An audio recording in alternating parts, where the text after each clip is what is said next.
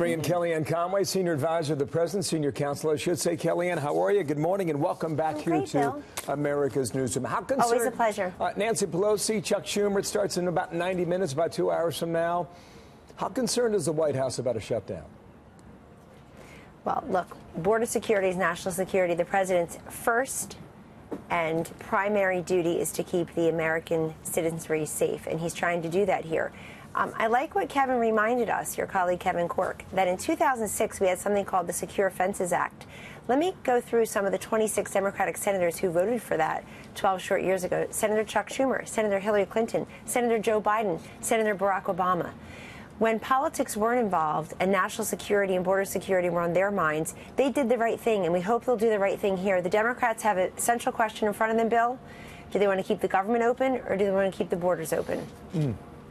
Funding for the wall is at stake. You've got $5 billion in a House bill. You got about $1.6 billion in a Senate bill. I think Nancy Pelosi referred to $1.3 billion earlier this week. I don't know what the numbers are. I don't know where they're going.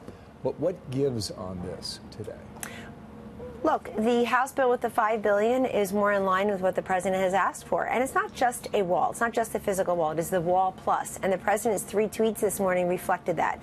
He said an awful lot in those 3 tweets, and people should read them again, because he said that walls work. We know in El Paso, El Centro, Yuma, for example, San Diego, certainly, when walls were built, you did see a decrease in the number of illegal aliens coming over across those walls.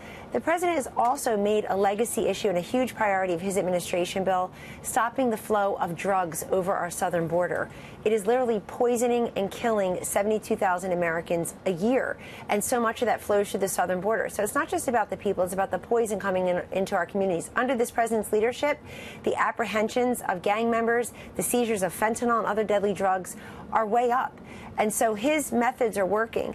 The money is important, but it's also beyond symbolism here. We saw what happened with the migrant caravan. So many of the predictions and the hysteria coming from the mainstream media and people in that Democratic Party were completely false. I feel very badly for so many of those migrants who were promised things that could not be delivered to them. They were lied to by people who probably took their money and imperiled their safety and security.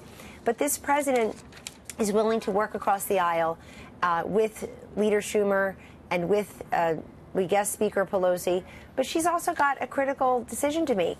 She does not have the votes necessarily for Speaker. It's been really tough for her to get them. So what has she promised some of these outrageously socialist-leaning Democrats in her caucus to become Speaker? It's a good question, but walls work. It's walls plus.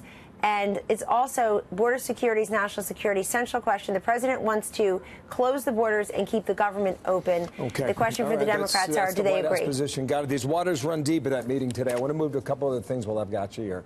We talked about the Mueller matter before. I know you refer me to the president's private attorneys.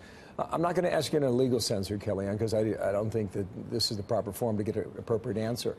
How's he doing since Friday? What has he said since all the news broke on Friday night? So I've spent an awful lot of time with the president since Friday, traveled with him on Friday. Of course, you know, there was a senior staff dinner with the president and the first lady, which was absolutely lovely and gracious of them. Saw him on Sunday, was with him yesterday. The president is doing his job as president and as commander-in-chief. You cannot be distracted and allow other things to get in the way of the democratically elected president needing to keep us peaceful and prosperous in this country. And he is excellent at doing that. And so over here, it's business as usual.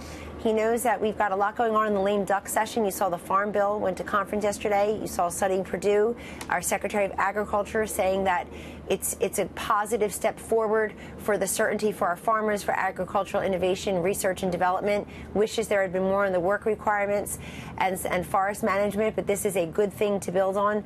The president is also arduously working on criminal justice reform, for example. No change is what I think the answer is, right? No change. No change, but if you study President Trump, you see that. You see somebody who's able to continue in his work. You do have a chief of staff to hire. I know that's his call as well. When is that decision made, do you believe?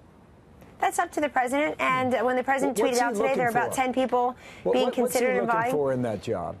Well, let me begin with the current chief of staff, who's still on the job, General John Kelly. He is in his 5th decade of public service, and this country owes him a debt of gratitude, not the nonsense that's been spewed about him even recently from the left and from this 29-year-old congresswoman who doesn't seem to know much about anything when you ask her basic concepts about the economy, the Middle East, military funding.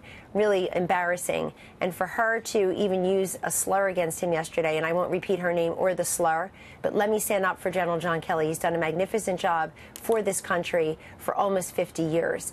And that includes here at the White House as our chief of staff for about a year and a half.